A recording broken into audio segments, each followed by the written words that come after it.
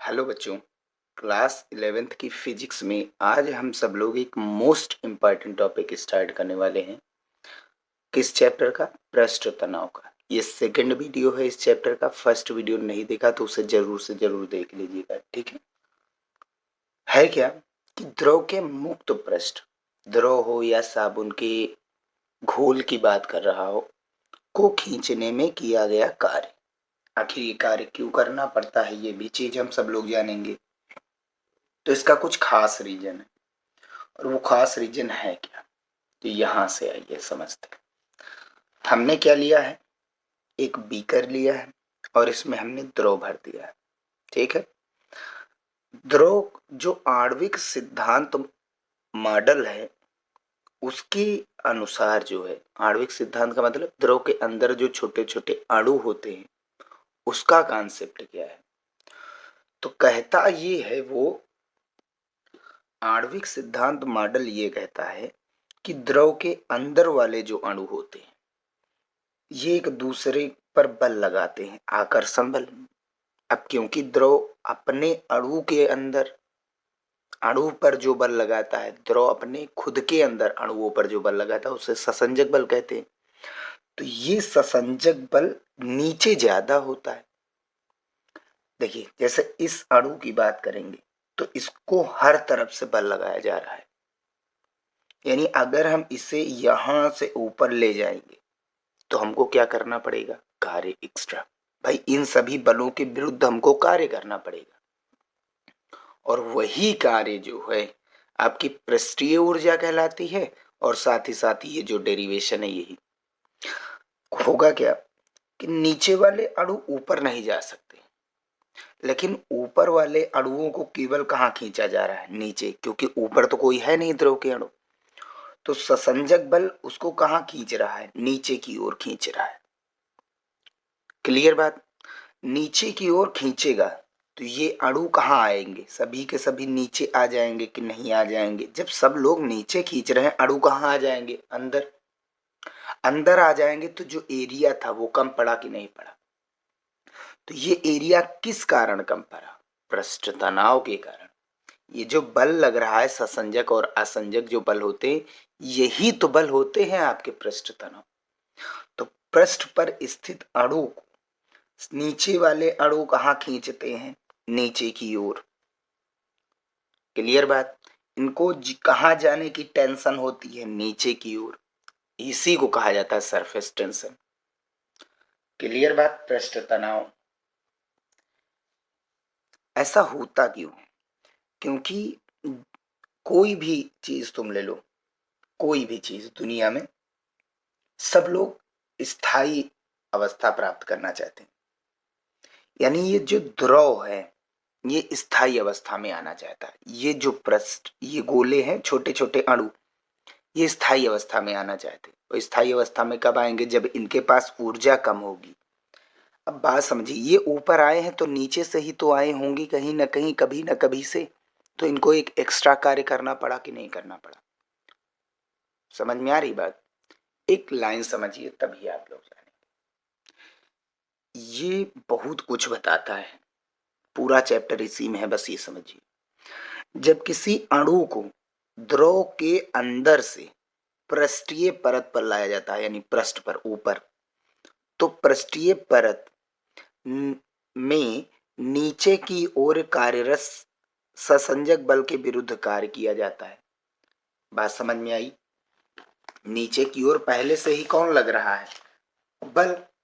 उसके विरुद्ध क्या करना पड़ेगा, कार्य। यहां पर देखिए नीचे की ओर अगर कोई अणु नीचे से ऊपर आएगा तो यहां से अणु कहाँ जाएगा, नीचे पहले, तभी तो ये ऊपर जाएगा। और ये अणु किधर की ओर खींचे जा रहे हैं, नीचे की ओर। और ये सभी किधर खींचे जा रहे हैं, अंदर की ओर आपस में खींच रहे हैं। तो ये ऊपर जाएगा तो उसके लिए एक कार्य करना पड़ेगा, मेहनत करनी पड़ेगी, कहीं से ऊर्जा लानी पड़ेगी। हम ही तो ऊर्जा वो दे सकते हैं, ये चीज कह रहा है। तो यह कार्य अणुओं में स्थितिज ऊर्जा के रूप में संचित हो जाता है, ठीक है। अणु की स्थिति बदल रही है ना। अतः द्रव की पृष्ठीय परत पर स्थित अणुओं की स्थितिज ऊर्जा द्रव के अंदर स्थित अणुओं की स्थितिज ऊर्जा से अधिक होती है। भाई ये ऊपर कभी ना कभी गए होंगे, तो कोई कार्य ही तो किया होगा ससंजक बल के विरुद्ध, तभी तो इनके पास कौन सी ऊर्जा गई, स्थितिज ऊर्जा। क्लियर बात। पृष्ठीय परत में अणुओं की संख्या जितनी अधिक होगी, समझिए पृष्ठीय परत मतलब ये यहां पर अणुओं की संख्या जितनी अधिक होगी, इसकी स्थितिज ऊर्जा उतनी ही अधिक होगी। भाई अणु जितने ज्यादा यहां पर आए होंगे, उतना ही ज्यादा तुमने कार्य किया होगा, अणु ने कार्य किया होगा, और कार्य जितना ज्यादा करेंगे उतनी ज्यादा स्थितिज ऊर्जा होगी। परंतु किसी निकाय को स्थायी संतुलन में होने के लिए, ये स्थायी संतुलन का मतलब होता है कि वो परमानेंट वैसे बना रहे, उसमें कोई परिवर्तन बाद में ना हो पाए, हाँ अलग से ऊर्जा दोगे तब होगा, में होने के लिए स्थितिज ऊर्जा न्यूनतम होनी चाहिए। अगर कोई आदमी कहीं बाहर से उधार ले ले, मान लीजिए ले लिया उसने 100 करोड़, तो क्या वो बाहर जा पाएगा? नहीं जा पाएगा, वो एक जगह रुक जाएगा, वो स्थायी अवस्था में आ जाएगा। लेकिन अगर इसे यही 1000 करोड़ दे दिया जाए तो क्या एक जगह ये बैठ पाएगा? नहीं बैठ पाएगा, ये इधर उधर गति करेंगे। समझ में आई बात? वो बैठ ही नहीं सकता। तो वही काम यहाँ पर है, ऊर्जा न्यूनतम होगी तभी क्या होगा, वो संतुलन होगा। और यहाँ ऊर्जा है क्या, अधिकतम। आई बात समझ में? तो संतुलन की स्थिति कब लगेगी, जब ऊर्जा न्यूनतम होगी। आगे, अतः स्थायी संतुलन प्राप्त करने के लिए द्रव अपनी पृष्ठीय परत में अणुओं की संख्या न्यूनतम रखने, अर्थात पृष्ठीय परत पर के आयतन को न्यूनतम रखने का प्रयास करता है। द्रव करना क्या चाहता है कि सतह पर कम से कम अणु हो, कम से कम अणु होंगे तो कम से कम स्थितिज ऊर्जा होगी। भाई अणु कम होंगे तो जाहिर सी बात अणु कहाँ आएंगे, नीचे आएंगे। ऊपर अणु कम होंगे तो नीचे आएंगे, जिससे आयतन क्या होगा, एरिया क्या होगा, वो घट जाएगा। बात समझ में आई? ये कम से कम होंगे, ये अणुओं को कहाँ की ओर खींचेगा, नीचे की ओर, ताकि सभी नीचे आ जाएंगे तो एरिया कम हो जाए। ठीक, क्योंकि पृष्ठीय परत की मोटाई 10⁻⁹ मीटर होती है, यानी यहाँ की मोटाई जो होती है 10⁻⁹ मीटर होनी चाहिए। ठीक, अणुओं के आकार की जैसे करने को। अतः द्रव अपने पृष्ठीय क्षेत्रफल को न्यूनतम रखने का प्रयास करता है। न्यूनतम रखेगा तो सतह पर कम कण होंगे, अणु होंगे। अणु कम होंगे तो ऊर्जा क्या होगी, कम, जिससे वो कौन सी अवस्था में होंगे, संतुलन, यानी ये परमानेंट फिल्म बनी रहेगी। द्रव की इस प्रवृत्ति को पृष्ठ तनाव कहते हैं। ये इतना चीज होता है।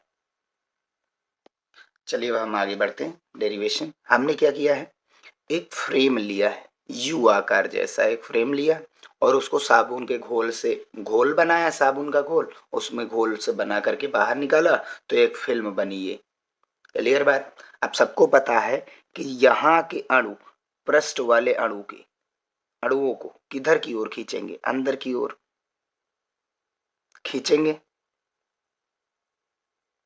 पृष्ठ तनाव के कारण ये अणु किधर की ओर खींचे जाएंगे, नीचे की ओर। नीचे की ओर खींचे जाएंगे तो ये सतह कहाँ जाएगी, आगे की ओर, अंदर की ओर जाएगी। जाएगी कि नहीं जाएगी? जाएगी। और हमको क्या करना है, मुक्त पृष्ठ को खींचना है। तो इसको हम क्या करेंगे, खींचेंगे। पृष्ठ कहाँ जा रहा है, अंदर की ओर, और हम खींच कहाँ रहे हैं, बाहर की ओर। क्लियर बात?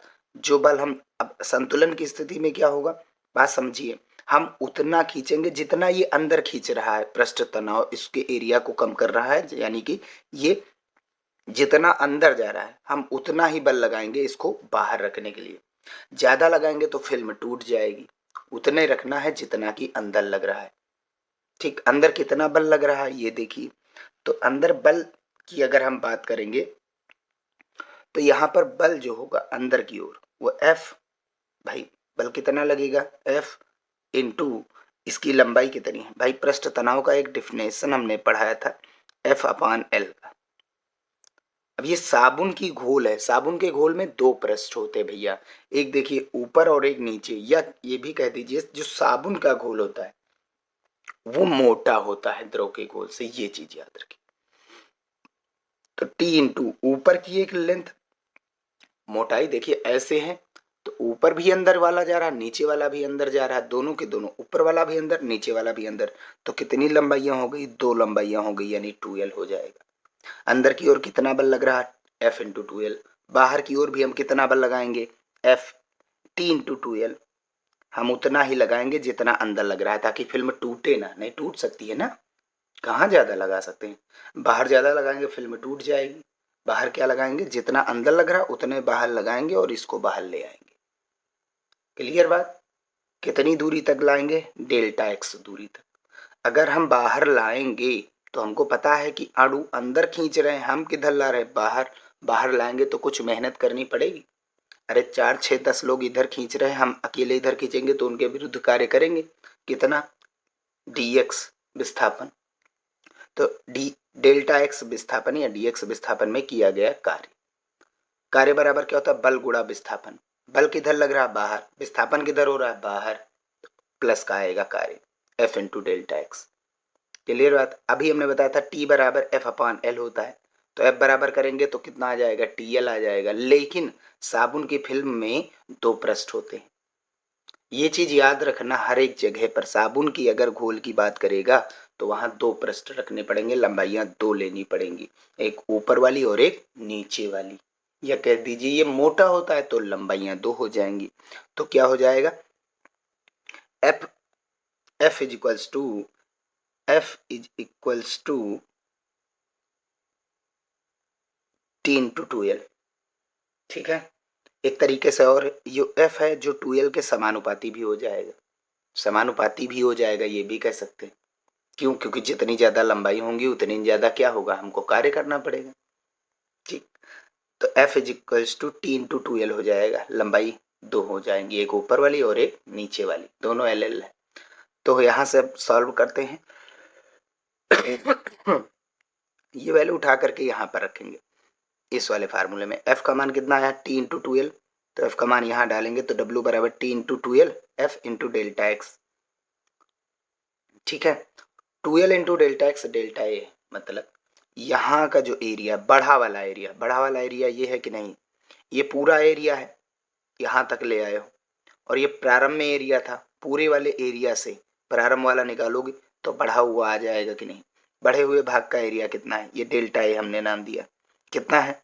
लंबाई गुणे चौड़ाई। लंबाई कितनी है? 2l। चौड़ाई कितनी है? Delta x. तो 2l इंटू डेल्टा एक्स क्या हो जाएगा? Delta A. ठीक है, तो यहाँ पर क्या आ जाएगा? Delta A. तो इन दोनों की जगह पर हम रख देंगे डेल्टा ए। तो W बराबर क्या हो जाएगा? W बराबर, जिसको हम सब लोग डेल्टा U भी कहते हैं और या फिर E भी कहते हैं, एनर्जी है ना। कार्य जो करेंगे तो उससे ऊर्जा हानि होगी, और वो ऊर्जा किसके पास गई है? अणुओं के पास। भाई हमने एरिया को बढ़ाया, एरिया को बढ़ाया, एरिया बढ़ाएंगे तो पृष्ठ पर अणुओं की संख्या बढ़ेगी कि नहीं बढ़ेगी? भाई अणुओं की संख्या बढ़ेगी तभी तो एरिया बढ़ेगा। अणु कहाँ से आए होंगे? अंदर से आए होंगे।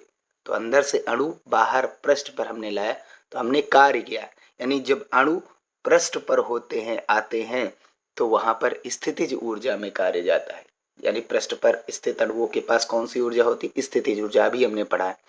तो यही हो जाएगा कार्य बराबर टी इंटू डेल्टा ए कह दो।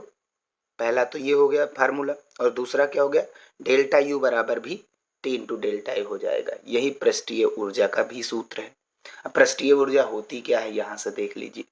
द्रव के मुक्त पृष्ठ के अणुओं के पास, मुक्त पृष्ठ मतलब ऊपर वाले पृष्ठ, ऊपर वाले पृष्ठ, अणुओं के पास भीतर वाले अणुओं से अतिरिक्त ऊर्जा होती है। ये चीज तो हम जानते हैं। भाई ये ऊपर आए होंगे, कभी ना कभी आए होंगे तो नीचे वाले बल के विरुद्ध कार्य किए होंगे, और वो कार्य पृष्ठ के ऊपर जो जाता है, पृष्ठ के ऊपर वाले अणुओं के पास, वो कार्य पृष्ठीय ऊर्जा के रूप में हो जाता है, जिसको हम स्थितिज ऊर्जा भी कहते हैं। ठीक है, ठीक। पृष्ठीय ऊर्जा कौन सी ऊर्जा होती? स्थितिज ऊर्जा।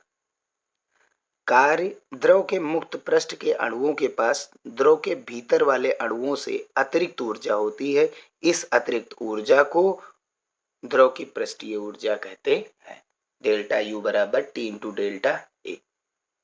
क्लियर बात? अच्छा, डेल्टा ए के दो फार्मूले आएंगे। अगर कोई द्रव की बूंद है या वायु की बूंद है तो A2 माइनस A1 हो जाएगा। डेल्टा मतलब अंतर, अंतिम माइनस प्रारंभिक। अगर साबुन की घोल है तो उसमें कितने पृष्ठ होंगे? 2, तो एरिया 2 लग जाएगा, यानी आगे 2 से गुणा करा देना। बस समझ में आ गई बात? ठीक, इतना था ये। अब आगे हम सब लोग आधिक्य दाब क्या होते हैं वो चीज पढ़ेंगे। मिलते हैं नेक्स्ट वीडियो में।